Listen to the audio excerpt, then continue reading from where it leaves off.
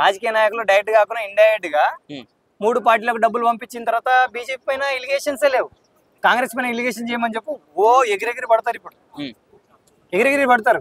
ఎందుకంటే ఆ పార్టీ డబ్బులు ఇవ్వలేదు, వాళ్ళపైన ఎగిరి పడతారు. డబ్బులతోనే రాజకీయం నడుస్తుంది, బిజినెస్ రాజకీయాలు తప్ప ఈ భారతదేశంలో, ఈ ఆంధ్రాలో, ఈ తెలంగాణలో రియల్ ఎస్టేట్ రాజకీయాలు, బిజినెస్ మ్యాన్ రాజకీయాలు, ఫిలిం రాజకీయాలు, ఫిలిం స్టార్ రాజకీయాలు వస్తున్నాయి, బిజినెస్ మ్యాన్ రాజకీయాలు వస్తున్నాయి. రాజకీయ కొడుకు నాయకుడు వాళ్ళ కొడుకులు, తండ్రులు, కొడుకులు, భూస్వాములు తప్ప మళ్ళీ మీ విజయవాడ నుంచో విశాఖపట్నం, విజయనగరం రాజులు వస్తురుగా వాళ్ళే తప్ప సాధారణ ప్రజలు రాజకీయాల్లో రాలేరు, రాని. అసలు ఎందుకని ఇప్పుడు మీరు ఇలా మాట్లాడుతున్నారు అంటే కారణం నేను అడుగుతున్నా కాదన్న. ఇప్పుడు నిజంగానే కూటమి ప్రభుత్వం అధికారంలోకి వచ్చిన తర్వాత న్యాయం జరుగుతుంది, అసలు అన్యాయం జరగట్లేదని మాట్లాడారు చాలా మంది. వీళ్ళకి మీరు ఏ సమాధానం ఇస్తారు? న్యాయం కాదు, అన్యాయమే జరుగుతుంది. కూటమి ప్రభుత్వం వచ్చినా, వైసీపీ ప్రభుత్వం వచ్చినా ప్రజలకు అన్యాయమే జరుగుతుంది. ఎందుకంటే మీ రాజకీయాలు ఎలా అయిపోయిందంటే యంగ్ లీడర్స్కు మీ దగ్గర స్పేస్ లేదు, ఒక ఉద్యమకారులకు స్పేస్ లేదు, ఒక స్టూడెంట్ యూనియన్లకు స్పేస్ లేదు. మీ దగ్గర ఉన్న రాజకీయాలు, మీకున్న రాజకీయాల కన్నా రౌడీ రాజకీయాలు అనడం ఆంధ్రప్రదేశ్లో 200% 300% అది వాస్తవము. అది భారతదేశంలో బీహార్ తర్వాత, ఉత్తరప్రదేశ్ తర్వాత ఆంధ్రప్రదేశ్ అని ఇక అది దేవుడు ఎరిగిన సత్యం. అది మీరు ఎందుకు అన్నారు కదా ఇప్పుడు యువకుడు ఉండాలని, మరి అలాగనే కదా పవన్ కళ్యాణ్ గారు ఉడుకురత్వం అని చెప్పారు. ఆయన వచ్చిన తర్వాత అసలు అన్యాయం జరగదని కూడా మాట్లాడారు, గతంలో చాలా మంది మాట్లాడారు. మరి దానికోసం ఏమంటారు? పవన్ కళ్యాణ్ గారి కోసం ఏమంటారు? ఇప్పుడు పవన్ కళ్యాణ్ గురించి మాట్లాడితే, ఇప్పుడు పవన్ కళ్యాణ్ అభిమాని, నేను రాజకీయంగా అభిమాని కాదు కానీ సినిమాల్లో అభిమానిని. తమ్ముడు సినిమా చూసి నేను ఫిజికల్ కోచ్ అయినాను. కానీ పిఠాపురంలో అన్యాయం జరిగినప్పుడు ఆ ఉడుకు రక్తం ఎడిపోయింది, ఒక పేదలకు నష్టం జరిగినప్పుడు ఎడిపోయింది, ఒక జనసేన మళ్ళా టీడీపీ ఒక సాధారణ కార్యకర్తలు కొట్టుకున్నప్పుడు ఆ ఉడుకు రక్తం ఎడిపోయింది, ఆ సీనియారిటీ చంద్రబాబుది ఎడిపోయింది. వాళ్ళు కొట్టుకున్నప్పుడు అంటే ఒక యంగ్స్టర్లు కానీ ఊరూరులో ఉన్న చిన్న చిన్న రాజకీయ నాయకులు కొట్టుకుంటే వీళ్ళిద్దరు కూర్చొని టీలు తాగుతూ, థామ్సాప్లు తింటూ, లేకుంటే బయట దేశాల గురించి లేకుండా మోడీని పొగుడుకుంటా ఉంటే ప్రజలకు మంచిదా? ప్రజల్లో, ఆంధ్రప్రదేశ్ ప్రజల్లో ఒకటే రావాలి అంటే విలేజ్లో ఉన్న రాజకీయాలు మారాలి, మీకు అకౌంటబిలిటీ ఉండాలి, పార్టీకి సంబంధం లేకుండా మీరు మాట్లాడితే మంచిది. ఏ పార్టీకి మీరు సపోర్ట్ చేయగలరు? ఇండివిజువల్గా క్వశ్చనింగ్ ఉండాలి. ప్రశ్నించే తత్వం చచ్చిపోయింది ఆంధ్రప్రదేశ్లో. డెమోక్రసీని చంపేశారు. అక్కడ ఈ రాజకీయ నాయకుడు తప్పితే ఆ రాజకీయ నాయకుడు తప్ప అభివృద్ధి అనేది లేదు, డెమోక్రసీ అని లేదు. టీడీపీని తిడతారు, లేదంటే వైసీపీని తిడతారు తప్ప ఆ రెండిటి కోపాల్లో తప్ప అభివృద్ధి గురించి ఏనాడు అడగరు. అకౌంటబిలిటీ లేదు, ప్రజల్లో అకౌంటబిలిటీ లేదు.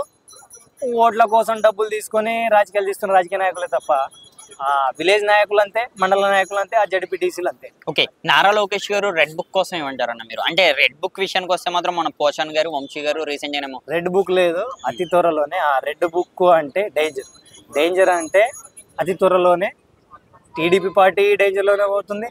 ఆ రెడ్ బుక్లో ఉన్న నంబర్కు రివర్స్లో, స్క్వేర్ కాదు క్యూబ్లలో టీడీపీ ఉన్న లీడర్లు కానీ ఆ రెడ్ బుక్లో ఉన్న క్యాండిడేట్కు ఎర్ర చీర కట్టిస్తాడు. అది మాత్రం వాస్తవం.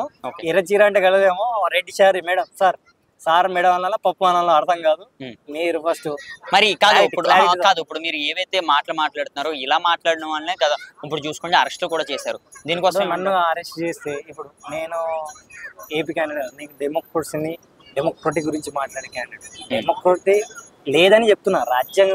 రాజ్యాంగబద్ధంగా ఆంధ్రప్రదేశ్లో రాజకీయాలు నడుస్తలేదని చెప్తున్నా అంతే తప్ప ఇప్పుడు అరెస్ట్ చేస్తే అరెస్ట్ గాంధీ చేయడు, మహానుభావులే. మనం తప్పుగా మాట్లాడితే ఏందో. ఇప్పుడు అరెస్ట్లు ఎవరికి చేయాలి? తప్పుగా మాట్లాడితే అరెస్ట్ చేయాలి. నాయకుల గురించి ఉన్న వాస్తవాలు చెప్తే అరెస్ట్లు చేయొద్దు. ఏ నాయకుడన్నా కానీ, ఏ సంఘ నాయకుడన్నా కానీ, మన సాధారణ ప్రజలం. మనము వాళ్ళని గెలిపించేంతప్పుడు వాళ్ళు మనం గెలిపించారు. మనం ఓట్లు వేస్తే వాళ్ళు గెలిచారు. వాళ్ళు మనకు బానిస, వాళ్ళు మనకు బానిస. వాళ్ళకి మనం కాదు. వాళ్ళు మనకు అడిగే హక్కు మనకుంది. వాళ్ళు కార్లలో తిరిగితే మనం హాయిలు చెప్పేటం కాదు.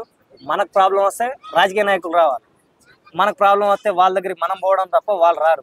గెలిచే ముందు ఏమంటారు? నేను మీ కొడుకుని, మీ సమస్యలు నాకు తెలుసు, మీ ప్రాంతం తెలుసు, నేను గెలిస్తే మీతోనే ఉంటా. గెలిచిండా?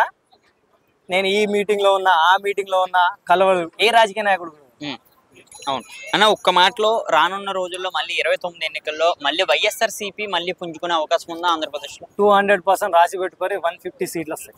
150+ తప్ప రాకపోతే మళ్ళీ నేను ఈడనే ఉంటా. ఈడ లేకుంటే మా బాసలు వచ్చి లేకుంటే నిజామాబాద్లో ఉంటా, అక్కడ వచ్చి ఇంటర్వ్యూ చేసుకొని, లేదంటే నేనే యూట్యూబ్లో ఇస్తాను, లేదంటే నేనే కాకినాడ శ్యామ్ ఇన్స్టిట్యూట్లో ఫిజికల్ ట్రైనింగ్ ఇవ్వడానికి వస్తే అక్కడ వచ్చి నన్ను పట్టుకోరు. ఓకే.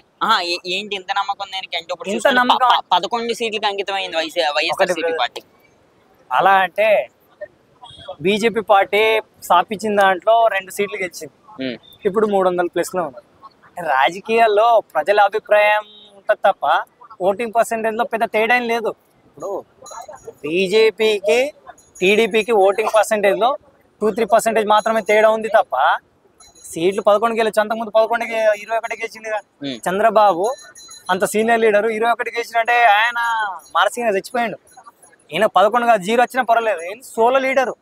ఆయన రాజకీయంగా కాంగ్రెస్ అతన్ని వదిలేసిన, ఆంధ్రప్రదేశ్ వేరైనా సొంతంగా నిల్చొని పార్టీని బిల్డ్ చేసుకున్న నాయకుడు జగన్. ఇప్పుడు మీరు ఇప్పుడు ఎంత నమ్మకంగా చెప్తున్నారు కదా, విజయసాయి రెడ్డి గారు కూడా రీసెంట్ గా వెళ్ళిపోయారు. మళ్ళీ ఈ రోజు ఆయన అయితే ఒక మాస్ వార్నింగ్ అయితే ఇచ్చారు. ఇందులో ఇప్పుడు లిక్కర్ స్కామ్ లో కూడా జగన్మోహన్ రెడ్డి పొలిటీషియన్ వాళ్ళకు స్కామ్ అంటే ఇప్పుడు ప్రతి రాజకీయ నాయకుడి పైన నేను ప్రూఫ్లతో సహా స్కామ్లు బయట పెడతాను. భారతదేశంలో ఉన్న ప్రతి నాయకుడి పైన కానీ డెమోక్రసీ వచ్చినప్పటి నుంచి 1950 నుంచి కానీ అప్పటి నుంచి కూడా ప్రతి ఒక్కరి పైన స్కామ్ ఉంది. భారతదేశం అభివృద్ధి కాలేదంటే ఈ బడ్జెట్ మనం కరెక్ట్ ప్రవేశపెట్టకపోవడం, మన ప్రజలను కరెక్ట్ మనం వాళ్ళకు అకౌంటబిలిటీగా అడగకపోవడం. ఇప్పుడు ఈ బడ్జెట్ ఉంది, మీ గ్రామానికి వచ్చిన బడ్జెట్, మీ కాన్స్టిట్యూన్సీకి వచ్చిన బడ్జెట్, మీ పార్లమెంట్కి వచ్చిన బడ్జెట్ మీకు అడిగే హక్కు లేనప్పుడు, మీరు వాళ్ళకి అడగనప్పుడు అభివృద్ధి కాదు.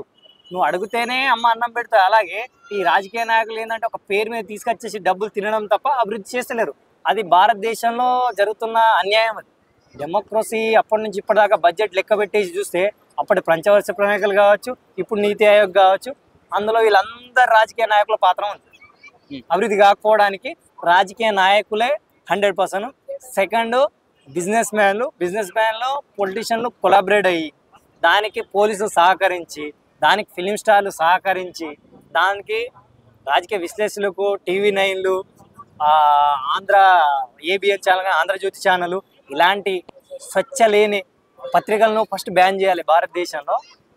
జనసేన పార్టీకి ఒక టీవీ ఛానల్ ఉంది, యూట్యూబ్ ఉంది.